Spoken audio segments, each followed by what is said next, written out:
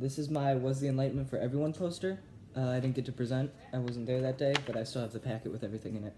So the first one is Baron de Montesquieu, which he talked about how unfair enlightenment was due to the stigmatism around slavery, even despite it in the in northern America, slavery being kind of looked down upon. He described that there was still a stigmatism around slaves, that they were lower class and subhuman and not as good as everyone else, and so he challenged that idea. The next one was the Men of France, describing how natural God-given rights should be given to everyone, but only if you're a rich white man that owns property, much like in America, how you could only vote if you're a rich white man.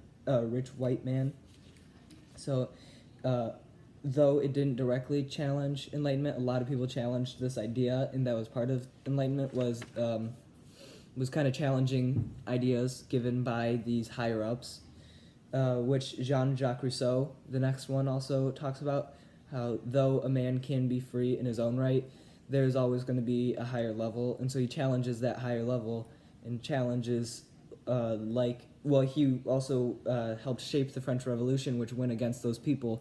So France was kind of unfair, and so a lot of these people that fought for enlightenment were overclassed by their government, which said, yeah, you can have some enlightenment, but not a lot.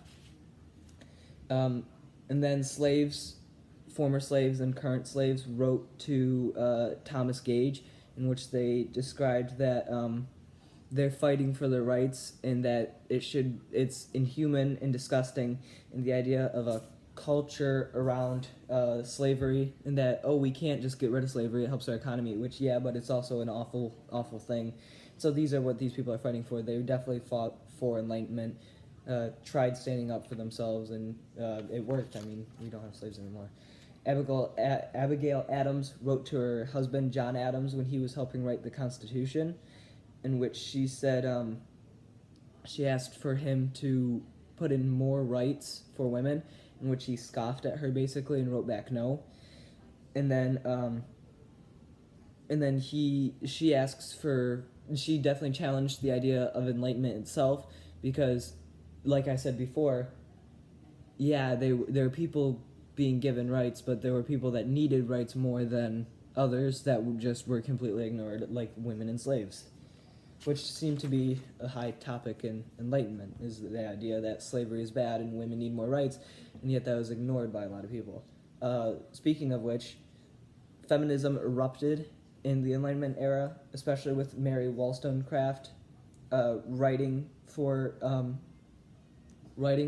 people, and especially women, writing for the rights of women, in which she kind of created the first wave of feminism, which later led to, women's rights to votes and more and less stigmatism against women. The next one is Bernardin. He was talking about sugar and coffee, which I thought was a metaphor for slavery, as he says it's helpful, but it's not needed. And so I said, this document challenges others that, did say that we needed slaves and did say that we needed sugar and coffee, when we really didn't. Coffee isn't an absolute necessity, and though it helps our economy, it's not needed. The next is an anti-slavery token. I said the man is bound by other men, and this